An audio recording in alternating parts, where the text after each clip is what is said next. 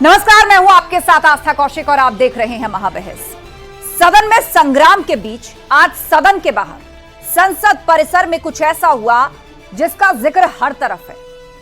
प्रदर्शन के बीच धक्का मुक्की में बीजेपी के 2 सांसद जख्मी हो गए और बीजेपी का आरोप है कि राहुल गांधी ने यह धक्का मारा है जिससे बीजेपी के सांसद गिरे और उनको गंभीर चोटें लगी। उधर कांग्रेस का आरोप है कि उन्हें संसद में घुसने से रोकने की कोशिश की जा रही थी और यह सब कुछ एक साजिश के तहत हो रहा था। वहीं सिर्फ लोकसभा ही नहीं, उत्तर प्रदेश विधानसभा में भी जमकर हंगामा दिखा है। कल सतीश महाना ने एसपी के विधायक अतुल प्रधान को खराब व्यवहार के लिए सदन से बाहर किया और अब इस पूरे माहौल के बीच सवाल यह कि आखिर क्यों नेताजी का बवाल और क्या यह है सियासत का शर्मकाल। इसी के इर्द गिर्द आज की महाबहस करेंगे। पहले रिपोर्ट देखिए।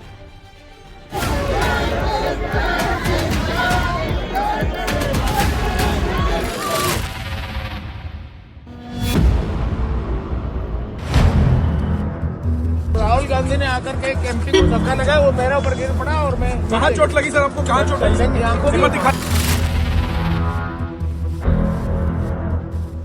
सदन में संग्राम, माननीयों के असभ्य काम।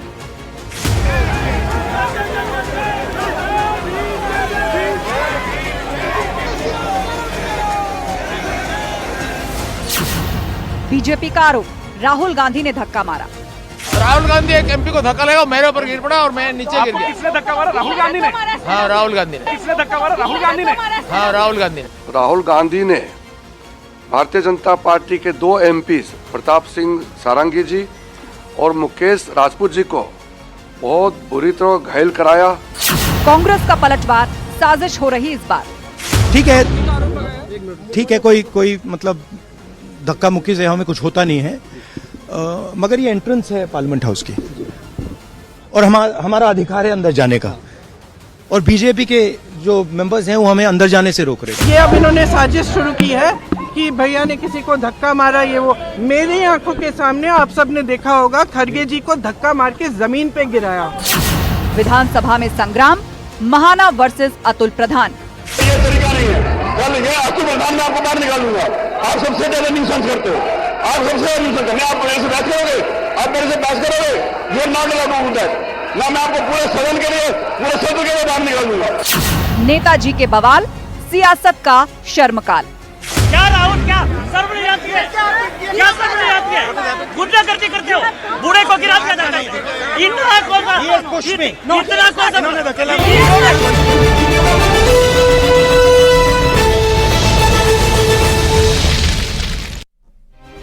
और वक्त महाबहस के सवालों का जिन पर फोकस है आज की डिबेट। तो पहला सवाल आपके सामने रख रहे हैं, क्यों संग्राम, माननीयों के असभ्य काम। देश की संसद है, उसकी एक गरिमा होती है, उसके बाहर धक्का मुक्की, सांसदों का सर फूटना, एक दूसरे को गिराना, चोटें लगाना, वार पलटवार, दोनों पार्टियां कांग्रेस और बीजेपी एक दूसरे पर हमलावर हैं और एक दूसरे पर दोषारोपण कर रही हैं। कुल मिलाकर यह असभ्यता थी जो संसद के बाहर हुई। सदन की लड़ाई क्यों धक्काशाही? अब मुद्दों को लेकर लड़ाई है, राजनीतिक प्रतिद्वंदिता है। क्या संसद के बाहर से ऐसी तस्वीर निकलनी चाहिए? और सवाल यह भी, नेताजी के बवाल, यह सियासत का शर्मकाल। जो भी संसद के बाहर आज हुआ, वहां के मकर द्वार के बाहर हुआ, क्या यह सियासत का शर्मकाल है? चर्चा के लिए हमारे साथ गेस्ट पैनल जुड़ चुका है। शरद त्रिवेदी जी हैं बीजेपी प्रवक्ता, अनुराग भदौरिया जी जुड़ गए हैं सपा प्रवक्ता, सुधा मिश्रा जी हमारे साथ हैं कांग्रेस की स्पोक्स पर्सन, प्रोफेसर गंगा सहाय दलित चिंतक हमारे साथ हैं, डॉक्टर परमवीर सिंह राजनीतिक विश्लेषक। आप सभी मेहमानों का बहुत बहुत स्वागत है। सबसे पहले मैं सवाल कर रही हूं आप तीनों से, बीजेपी, समाजवादी पार्टी और कांग्रेस, आप तीनों एक एक करके इसका जवाब देंगे। शुरुआत शरद जी आपसे कर रहे हैं। जैसा कि मैंने अपने इंट्रोडक्शन में भी कहा, देश की संसद है, लोकतंत्र का मंदिर कहा जाता है संसद को।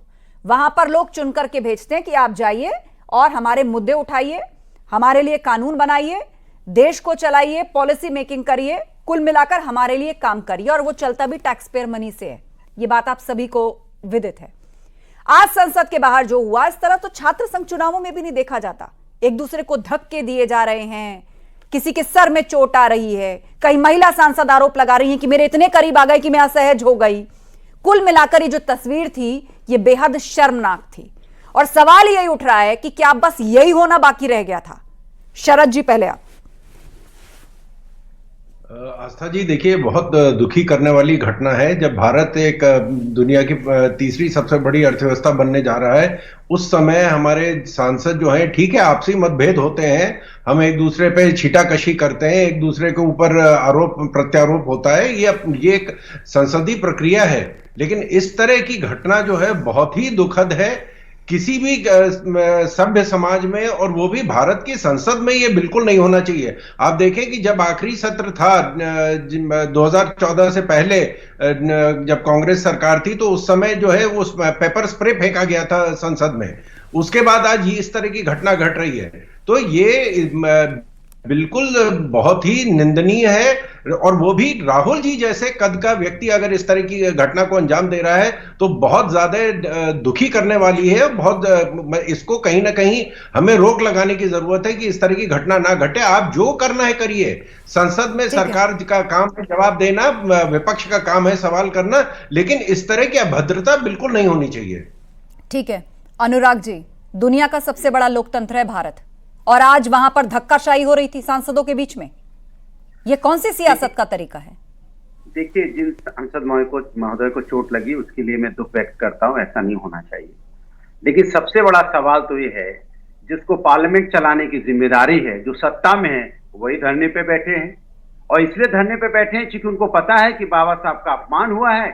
विपक्ष धरना दे रहा था तो आज वो धरना देने लग गए। अब बताइए, सत्ताधारी, सत्ता चलाने वाले, जिनकी जिम्मेदारी है सरकार चलाना, सदन चलाना, वो धरने पे बैठ रहे हैं। उल्टी गंगा बह रही है इस देश के अंदर में, क्या उनकी जिम्मेदारी नहीं बनती? हाँ, आपको चूंकि बाबा साहब का ही बताइए कि कभी ये संविधान, संसद या संविधान का सम्मान करते हैं, लेटर भर्ती कौन लेके आया था इस देश के अंदर में? भारतीय जनता पार्टी की सरकार। किसने आरक्षण खत्म करने की कोशिश की? किसने 140 सांसदों को एक सेशन में निलंबित किया और बिल पास कर दिए? भारतीय जनता पार्टी की सरकार में।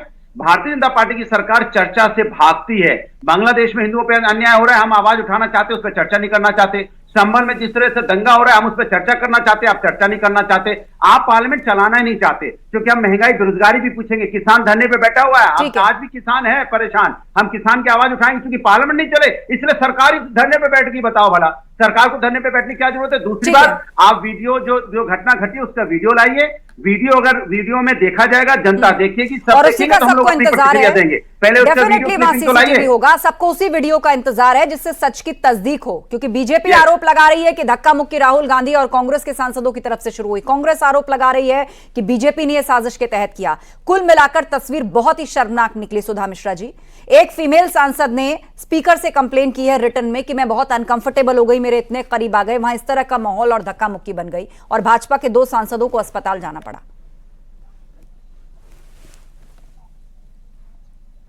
जी आस्था जी, प्रश्न एक बार फिर से कर देंगे आप प्लीज? मेरा सवाल आपसे यही है कि 3 सांसद, जिनमें से एक फीमेल है, उन्होंने सभापति को चिट्ठी लिखकर शिकायत करी कि मैं इतनी अनकंफर्टेबल हो गई वहां के माहौल से, मेरे इतने करीब आ गए, और 2 सांसद अस्पताल पहुंच गए। हाँ, इसके पहले आपको पता होगा ना कि राहुल जी के ऊपर एक एलिगेशन और लगाया गया था, जो सारी महिला सांसदों ने कहा था, वो भी आपको याद होगा ना? उस पे क्या हुआ और क्या आरोप था, क्या नहीं था, वो भी आपने देखा होगा। कल हम भी प्रदर्शन में थे लखनऊ में, वहां पे महिला कार्यकर्ता हो चाहे पुरुष हो, कोई ख्याल नहीं रखा गया, एक की मौत हो गई, वहां पे तो ख्याल नहीं रखा गया। आप हमसे जो प्रश्न कर रही हैं, अभी जिन प्रश्नों को आपने सबसे रखा, आपको सुनाना चाहती हूँ, ये सुन लीजिए बहुत ध्यान से, फिर आप लोग जब प्रश्न करते हैं सुन लीजिएगा।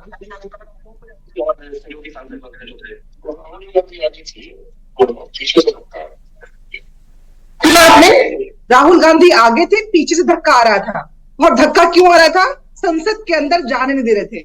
ऐसे वाजिब प्रश्न पूछिए जो इस देश के लोकतंत्र की रक्षा करे। देखिए, कौन वाजिब है और कौन गैर वाजिब है, ये तो वहां का सीसीटीवी फुटेज प्रूव करेगा।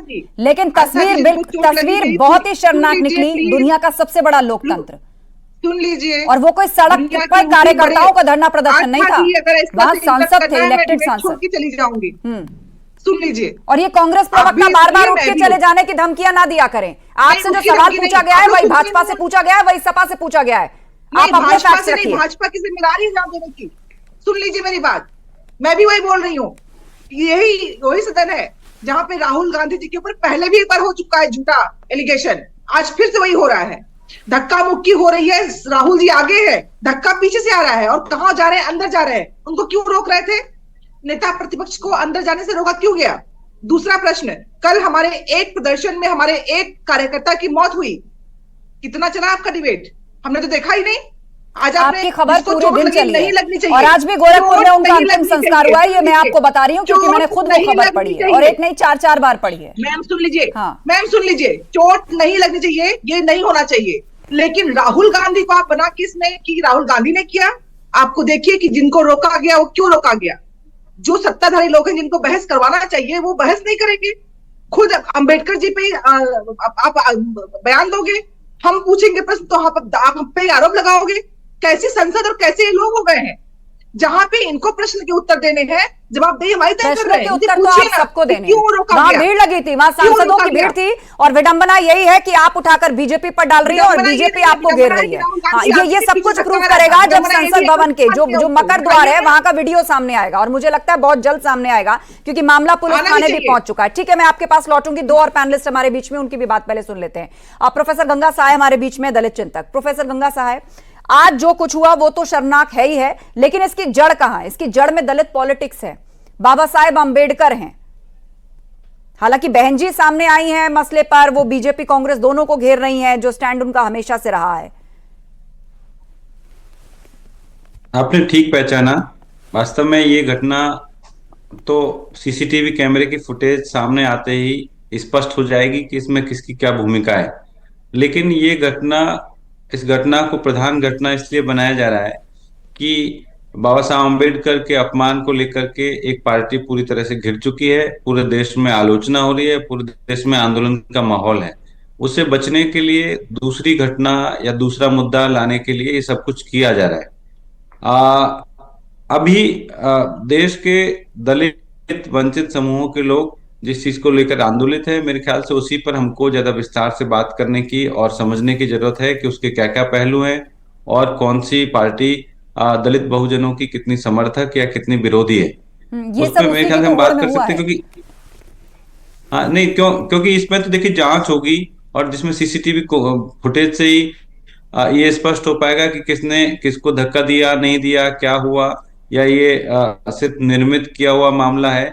इस पे हम बात करेंगे। मान लीजिए मैं राय व्यक्त कर दूं, मुझे कोई एक नेता पसंद है, दूसरा नहीं है, तो उससे तो सिर्फ वो नेता के बारे में विचार आएंगे। असल में एक घटना है और घटना की सीसीटीवी कैमरे हैं वहां पे, उसकी फुटेज आएगी, उससे सब कुछ स्पष्ट हो जाएगा। लेकिन ये मुद्दों से ध्यान भटकाने के लिए पहले मुद्दा अडानी का आया, अडानी पे बात नहीं करना चाहते, संसद को चलने नहीं देना चाहते, तो अब जॉर्ज सोरस को ले आए। अरे मैं कह रहा हूँ भाई, अडानी पे भी बात कर लीजिए, जॉर्ज सोरस पे भी बात कर लीजिए, ज्वाइंट पार्लियामेंट्री कमेटी बना दीजिए, किसने किसको बचाया है, कौन कहाँ से फंड ले रहा है, सब दूध का दूध, दूध का पानी का पानी हो जाएगा। क्यों डरते हैं? उस पर बात नहीं की, फिर किसान यहाँ पे आंदोलन कर रहे हैं, उन पे बात नहीं करना चाहते। ठीक है, अब बाबा साहब अम्बेडकर का अपमान हुआ है, उस पर बात नहीं करना चाहते, किसी मुद्दे पे बात नहीं करना चाहते। उनको डाइवर्ट करने के लिए इस तरह से नई घटनाएं पैदा की जा रही हैं। और भी घटनाएं मुझे लगता है, मुझे ऐसी आशंका लग रही है कि आने वाले समय में, आने वाले दिनों में अगर बाबा साहब सांसद आपस में धक्का मुक्की कर रहे हैं, क्या ये घटना पैदा की जा सकती है? ये घटना पैदा की जा सकती है क्या? वहां कोई सड़क है या वहां कोई घटना पैदा इस तरह से हुई है ना कि भाई प्रदर्शन है, क्या है वहां इस तरह से ऐसी क्या उसको क्रिएट किया जा सकता है? क्या किसी सांसद से कहा जा सकता है कि आप जाइए धक्का मारिए, आप धक्का खाइए, लोगों को गिराइए? देखिए, संविधान में प्लान हो सकता है। नहीं, ये जो हमारे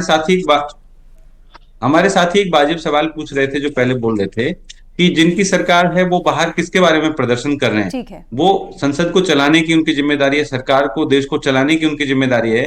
वो एक ऐसा माहौल जिससे तनाव का माहौल हो, आपस में धक्का मुक्की हो, ऐसा माहौल पैदा करने के लिए तो बाहर आ रहे हैं। कुल मिलाकर ये है कि जो कुछ हुआ संसद भवन के गेट के बाहर वो एक साजिश थी। परमवीर सिंह जी हमारे बीच में, राजनीतिक विश्लेषक। परमवीर जी, अभी तो आरोप प्रत्यारोप का माहौल चल रहा है, साजिश बताया जा रहा है, बीजेपी कांग्रेस एक दूसरे को घेर रहे हैं, लेकिन मुझे लगता है जल्द सच्चाई सामने आ जाएगी, फुटेज जरूर होगा वहां का।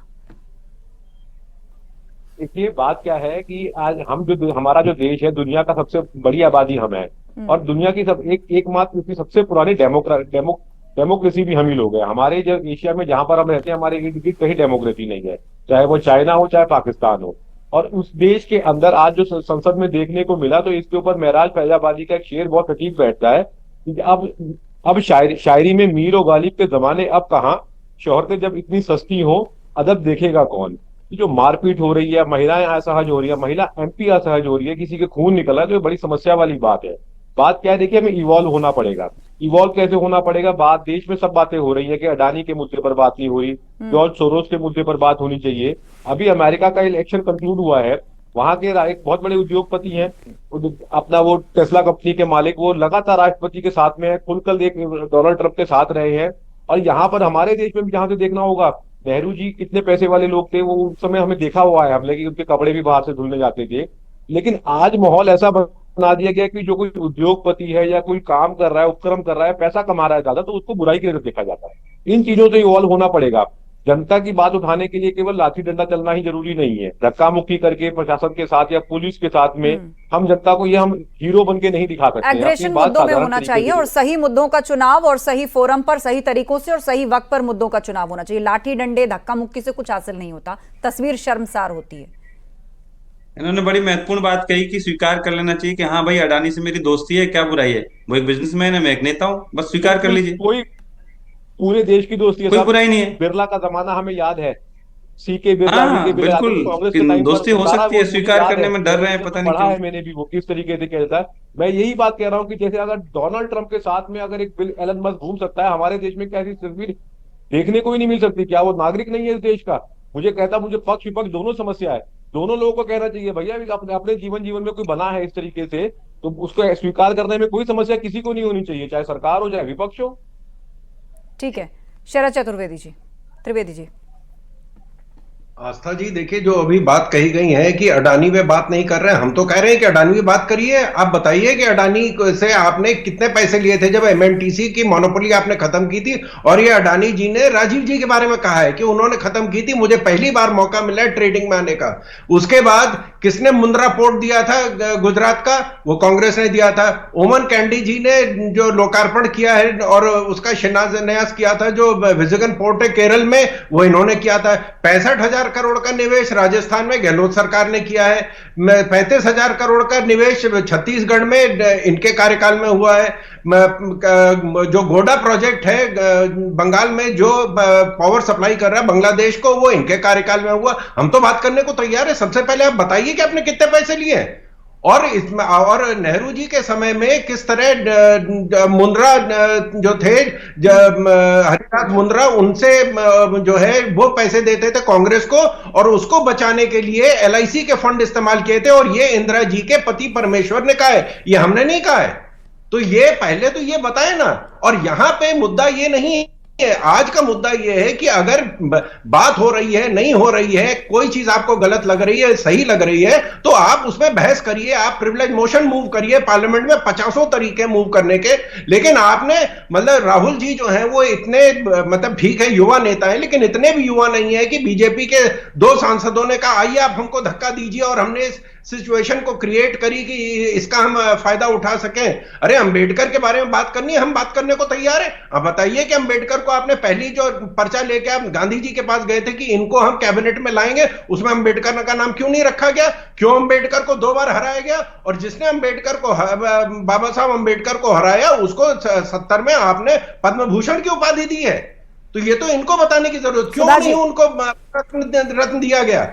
ये जो एकदम प्रेम आया है कि साहब अब इनको समझ में आ गया है कि हिंदू धर्म को और हिंदू जाति को किस तरह तोड़ना है, उसके लिए हर हथकंडा अपनाया जा रहा है। अरे आप बात करिए ना, बात करने से कौन डर रहा है? सरकार जवाब देने के लिए बाध्य है और सरकार जवाब दे रही है। ठीक है शरद जी। नहीं, इनका जवाब आपने सुन लिया ना। जवाब क्या है? जब कोई चीज देश के विकास में, और जब देश के विकास में प्रधानमंत्री किसी देश में पहुंचे और वहां पहुंचते ही आपको मिलने लगे वहां की सारी चीजें, तो उस पर प्रश्न उठाने के बाद आप कहेंगे पीछे क्या हुआ, आगे क्या हुआ, अब क्या हुआ, तब क्या हुआ? अरे देश के विकास में कंपनियों का होना, बिजनेसमैन का होना, किसी भी देश के विकास जरूरी है। लेकिन जब किसी एक व्यक्ति की मोनोपोली होती है, उस पर प्रश्न खड़ा किया गया, तो ऐसे उत्तर आएंगे। यहाँ पे हिंदू मुस्लिम लाना जरूरी था, तुरंत हिंदू मुस्लिम। अरे भाई, प्रधानमंत्री से लेके हर पद पे बैठा हुआ व्यक्ति हिंदू है। कहाँ से हिंदू मुस्लिम खतरे में पड़ रहा है भाई? धार्मिक भावनाएं कहाँ से आहत हो रही है? आप लोग आहत कर रहे हैं, बहराइच करते हैं, संभल करते हैं। यहाँ तक छोड़िए सर भाई, आप लोग संभल में झूठ बोलते हैं रस्तोगी परिवार को लेके। जो परिवार स्वयं मंदिर बंद करता है। आपने कहा मंदिर मिला, मंदिर मिला, मंदिर मिला नहीं, उस घर ने बंद किया था, कहीं और चला गया था। तो झूठ को इस देश में इस तरह फैलाना बंद करिए। मैंने पहला भी प्रश्न यही था कि कल हमारे एक कार्यकर्ता की मौत हुई, आज आप बड़ी बड़ी बातों पे एलिगेशन लगा रहे हैं कि महिलाएं बहुत परेशान हो रही हैं। कल हमारी महिला कार्यकर्ताओं के साथ जो वहां पे सिर्फ शांतिपूर्वक ढंग से खड़ी हो रही थी, आपकी पुलिसिया रवैया धक्का दे रहा था, भगा रहा था, वहां तो आपको दिखाई नहीं पड़ा। यहाँ पे लोग सांसद है तो उनकी बात सुनी जाए, लेकिन जो कार्यकर्ता है, जो मर जा रहा है, जिसकी मौत हो रही है, उस पर कोई सुनवाई नहीं। मैं अभी भी कह रही हूँ कि जिनको चोट लगी बहुत ही खराब है, नहीं होना चाहिए, लेकिन राहुल गांधी जी आगे चल रहे हैं, धक्का पीछे से आ रहा है, तो राहुल जी यहाँ से कहां से गलत हो गए? और दूसरी बात, उन्हें जाने से क्यों रोक रहे थे लोग, किस बात का? लेकिन चलिए ठीक है, आप अपने तर्क के साथ हैं कि उनको जाने से रोका जा रहा था, वो आगे थे, पीछे से धक्का आया और उसके बाद वहां पर मैंने सुनवाया आपको, ठीक है, मेरा नहीं है, मैंने आपको इसमें ठीक है, आपने अपना तर्क दिया, शरद जी ने अपना तर्क दिया, और ये सब कुछ इन्वेस्टिगेशन का विषय है, बहुत ज्यादा इसकी बारीकी में नहीं जाना चाहिए, लेकिन हाँ, जो तस्वीर निकली वो बहुत खराब थी और उसको एक बार जरूर अंडरलाइन करना जरूरी था।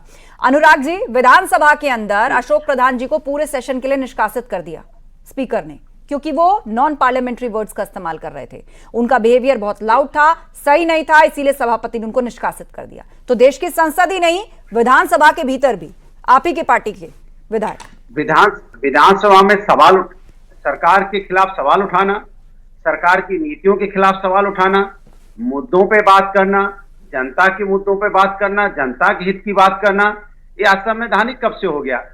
विपक्ष में होने के नाते हमारी जिम्मेदारी बनती है कि जनता परेशान है, जनता तकलीफ में है, तो हम सरकार को चिताएं कि सरकार आप यहाँ काम नहीं कर रहे हैं, आपकी वजह से जनता परेशान है, हम अपनी जिम्मेदारी निभा रहे हैं।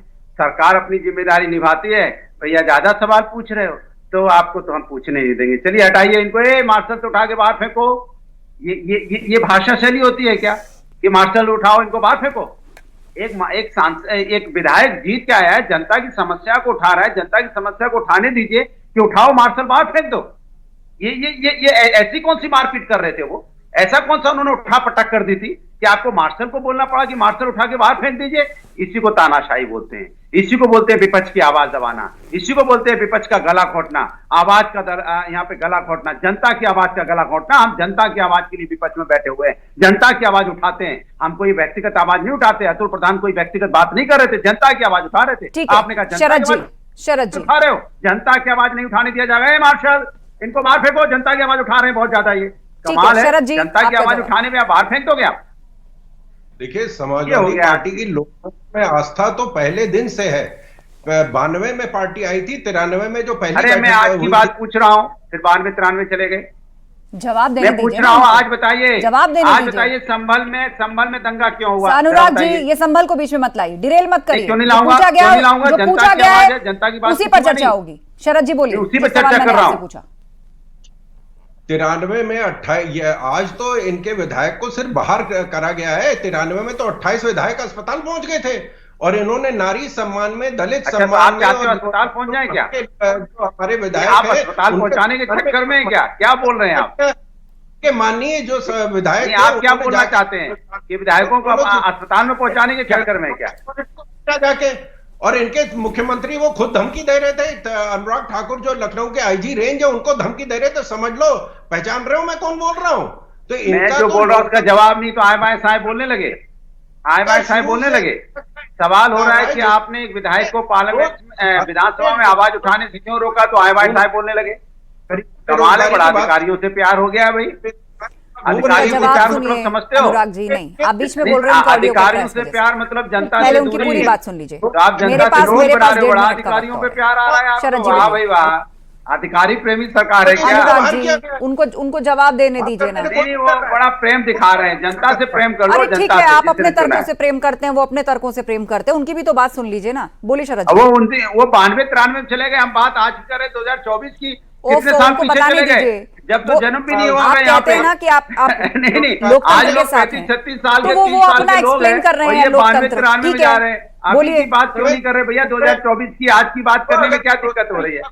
आपको 92-93 याद आ रहा है 2024 में? आप मतलब आप आज के युवाओं की बात नहीं करना चाहते, आज के युवाओं, छात्रों की, किसानों की, महिलाओं की परेशानियों पे बात, आज की बात नहीं करना चाहते। आप चाहते हो कि जिस तरह से रास्ते में छीन के दुपट्टा से वो कहते हैं बैग छीन के भाग रहे हैं चोर।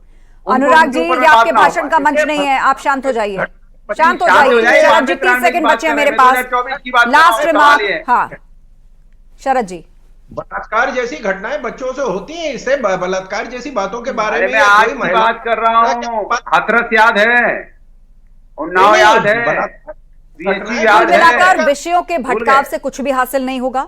जो तस्वीर शर्मसार करने वाली आई है उस पर सबको विचार करना होगा। मुद्दों की लड़ाई, राजनीतिक प्रतिद्वंदिता अपनी जगह है, लेकिन देश की संसद के बाहर से, लोकतंत्र के मंदिर के बाहर से जब ऐसी तस्वीर जाएगी, जगह जगह पर छपेगी, उसके बारे में बात होगी, तो सोचिए दुनिया का सबसे बड़ा और पुराना लोकतंत्र भारत, उसकी कैसी तस्वीर सामने निकलेगी। आप सभी पैनलिस्ट का शुक्रिया चर्चा में शामिल होने के लिए।